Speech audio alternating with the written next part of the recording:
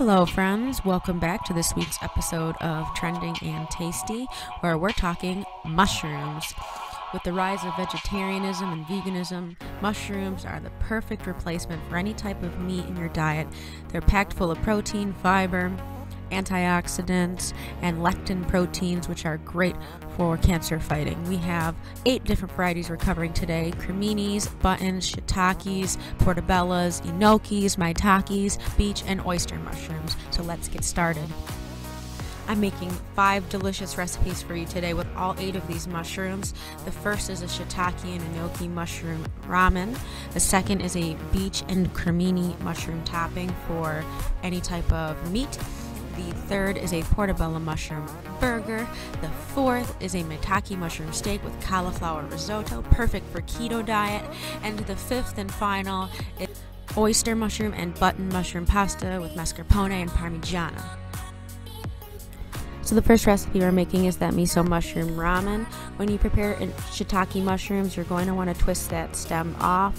You can use those to make stocks or soups, but today we're just going to put them aside for later use. You're going to thinly slice your shiitake mushroom, and then we have our enokis. They kind of come in a bundle. You're just going to kind of slice off the bottom and then pull them apart gently. They should kind of snap apart pretty easily, so if they're not, maybe just trim off a little more of the root. Then we have some fresh grated ginger. I just use a spoon to peel the outside, and then I'm just going to grate it off onto a small grater. We have scallions that we have the whites and greens separated. Whites are going to get cooked, and the greens are going to be used to serve and garnish the dish with. Then I have a little bit of minced garlic, which is typical for ramen, and I'm going to make some soft boiled eggs. You're just going to heat your sauce pot with enough water to cover the eggs up to about medium-high heat. Drop the eggs in and let them soft boil for about 6 to 7 minutes, and then immediately place in an ice bath to stop the cooking process. We'll peel those later. So let's get started by making our ramen. First, you're going to put in your ghee or your butter. Then you're going to put in your scallions, your garlic, your mushrooms, some seasonings, the ginger, and your mushroom broth. You're going to let that kind of simmer for a little while, reserving a cup of the liquid that we're going to use to make our miso slurry with. Once you've got it up to a boil, drop in your soba noodles. These are thin buckwheat noodles we're using, and reduce the heat. Let's put our slurry of miso in. I like a little bit of a salty flavor, so I add a little bit more soy sauce. And then you're going to peel your soft-boiled eggs, and the satisfaction of cooking it right is fantastic. I like to top everything here with fresh spinach, sriracha sauce, sesame seeds, and those onion greens. So just ladle that into your bowl. A little bit of swirl sriracha if you like a little kick. Some fresh spinach, which you're just going to kind of dunk into the broth as you eat it.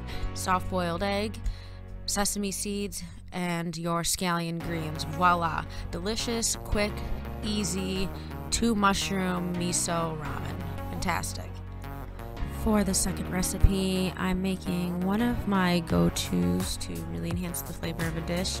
It's going to be your Cremini or baby bella mushrooms, and I'm going to use beech mushrooms to make a delicious savory topping or side dish. You're going to slice your Creminis about 1/4 of an inch thick, and then you're going to take your beech mushrooms, just trim the ends off and pull them apart just like we did with the enokis, and I'm going to leave those whole. Take your time with this. You don't want the root to get tossed into your recipe. And then I have a little bit of onion I'm just going to slice up. And this dish is really great for steak, chicken, pork, or just a side dish that you can eat with a fork. I use a little bit of sage, and I do chiffonade style, so you roll the leaves up and then slice them really thin. This is a great technique for any of your herbs you want chopped in a recipe. I'm putting my mushrooms and onions over a nice pounded out piece of chicken breast that I'm just seasoning with salt and pepper so that I can let the mushrooms and onions be the star of this dish.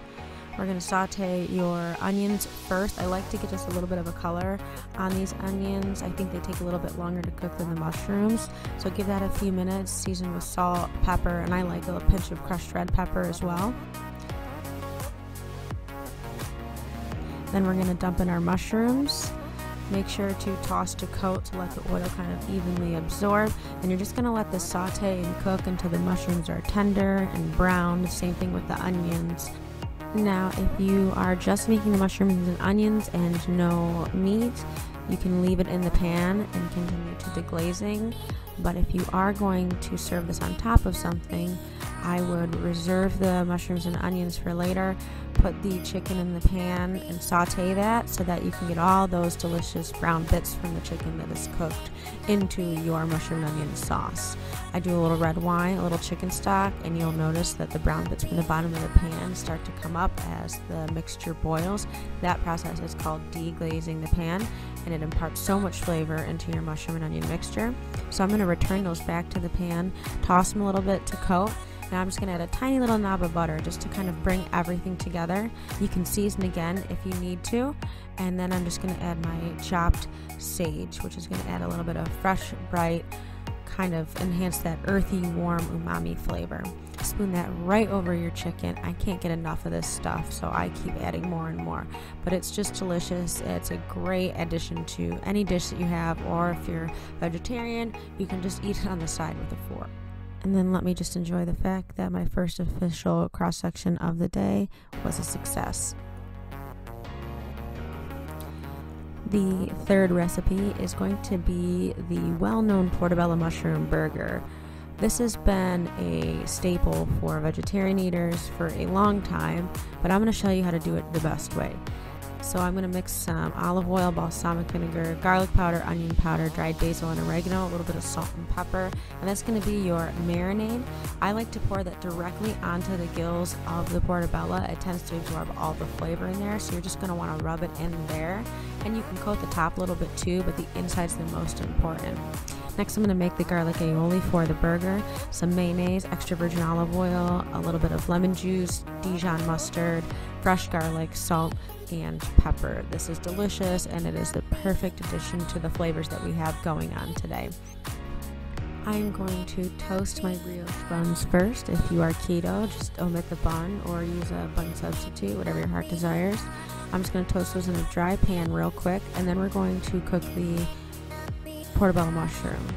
So I didn't show it, but please remove the stem on the inside. It'll cook more evenly and allow the gills to really get pressed into the pan. And you're just going to kind of keep flipping this over back and forth. Once it gets wet, you'll salt and pepper it again, but you're going to keep pressing down with the spatula to really kind of condense it and make it into more like steak-like, more burger-like, and then reserve that to the side. We're going to build our burger now.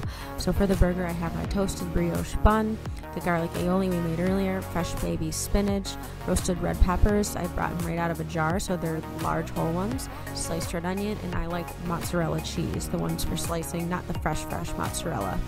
I'm going to spread garlic aioli over the bun, baby spinach, and I do the roasted red pepper, and I flip it up so that it kind of holds and cradles that Portobello mushroom. Put that right on top, followed by your mozzarella cheese. Now you can melt that on the top in the pan if you like, but I like a nice thick bite of cheese, so I don't like it melted. I'm going to top with 3 concentric perfect red onion circles, followed by a little bit more garlic aioli on the top bun. Are you ready for the second cross section of the day? Because it is a beauty. Drum roll, please. And voila. All of these flavors go so well together, and I'll tell you, I did not miss the meat. For this next recipe, we're making a Maitake mushroom steak with cauliflower risotto. Let's start with the risotto. So oil in the pan, some chopped shallots, or shallots, depending on how you want to say it. This is just riced cauliflower. I took about a quarter head of a cauliflower and put it in a food processor, pulsed it until it was rice-like. That just went into the pan along with some mushroom broth to really enhance the mushroom flavor. And you're going to cook that until all the liquid has absorbed. This is risotto style. A little bit of heavy cream to thicken it up and make that creamy, delicious taste. And then I use Parmesan cheese. Stir that in evenly so that it's melted, and then you're going to add your chopped fresh parsley, which really helps to brighten this dish up since it's designed to be so savory.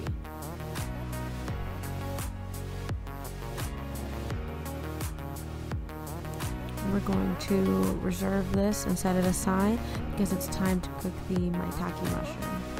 A little bit of oil down in the pan, and this monster of a mushroom goes all the way in.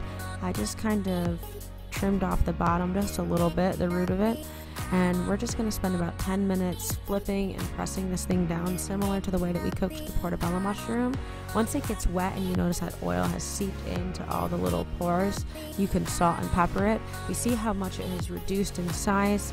That is starting to look good. It almost looks like the tree of life.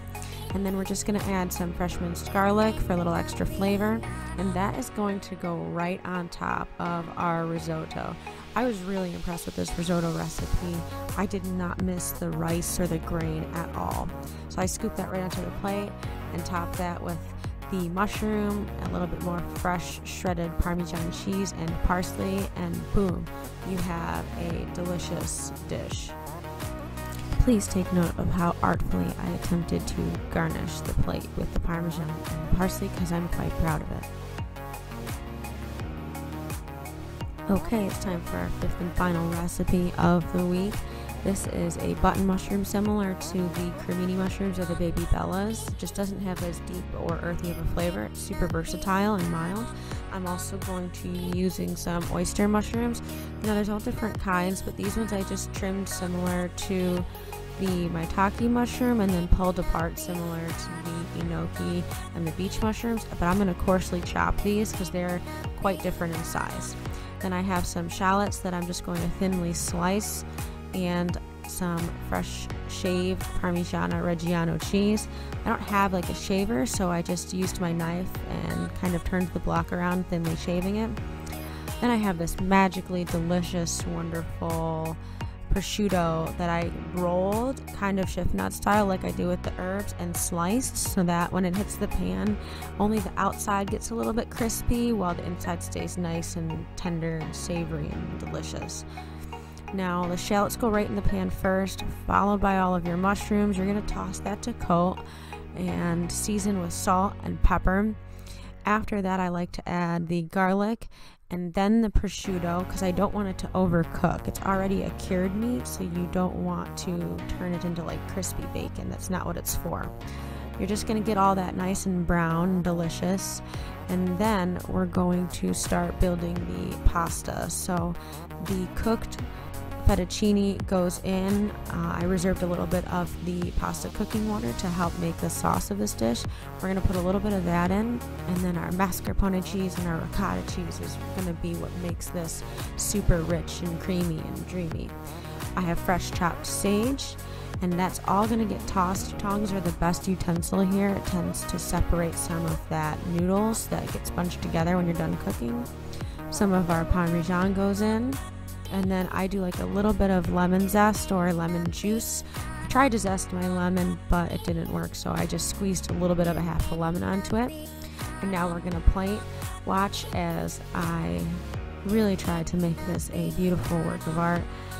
I spoon more of the prosciutto and the mushroom mixture around and over the top of the fettuccine, and I very artfully place some more shaved Parmigiana and some fresh chopped parsley to brighten up the dish.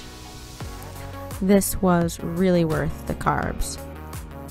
Thanks for watching this week's episode of Trending and Tasty. We'll be tackling something new that's trending next week, Thursday at 3 p.m.